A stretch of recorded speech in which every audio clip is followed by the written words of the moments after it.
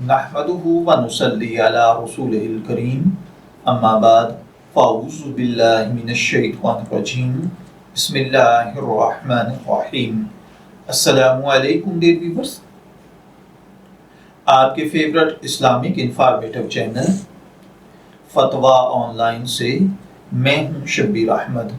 हमारा आज का टॉपिक है कुर्बानी में शरीक अगर 7 लोगों में से किसी का हिस्सा सातों में से कम हो तो क्या कुर्बानी जायज़ होगी या नहीं।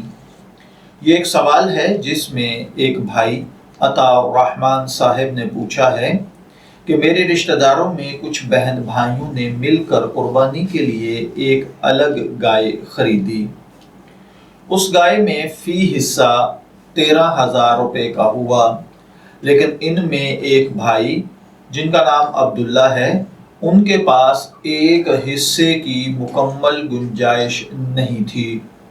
तो उनके दूसरे भाई ने, जिनका नाम अब्दुर्रहमान है, अब्दुल्ला का आधा हिस्सा खरीद लिया और आधे हिस्से के पैसे उनको दे दिए और अब्दुल्ला को आधे हिस्से के बराबर गोश्त दे दिया और 1.5 हिस्सा यानी एक हिस्सा अपना और आधा हिस्सा अब्दुल्ला के गोश्त में से अब्दुर्रहमान ने रख लिया।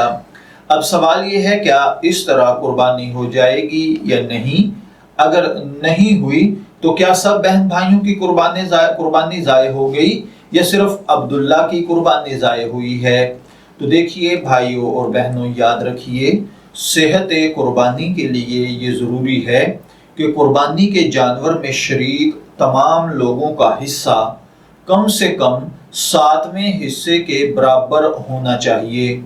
इसलिए मज़कूरा शख्स भाई अब्दुर्रहमान ने अगर अब्दुल्ला को पैसे हिबा करने की बजाय अपना आधा हिस्सा शामिल कर लिया था, यानी चाहिए तो ये था कि अब्दुर्रहमान अब्दुल्ला को पैसे दे देते तोहफतन कि ये आप कुर्बानी खरीद लें, या उनको तोहफतन दे देते और वो उन पैसों को अपने पैसों के साथ मिलाकर उस जानवर में एक मुकम्मल हिस्सा खरीद लेते।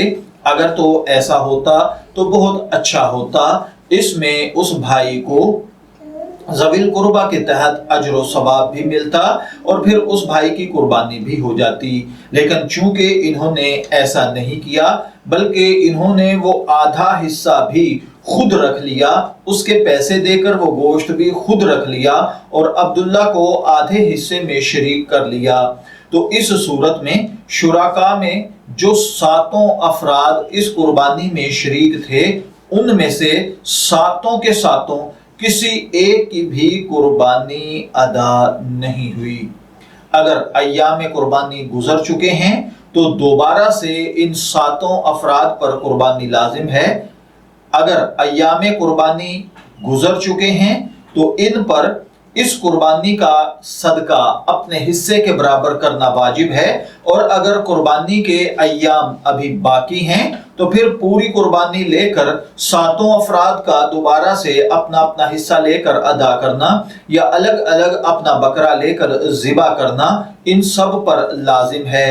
मैं दुआ गो हूँ कि अल्लाह ताला हमें इन बातों को समझकर इनके मुताबिक अमल करने की तौफीक अता फरमाए। शब्बीर अहमद को इजाज़त दीजिए, फिर हाजिर होंगे किसी नए टॉपिक के साथ।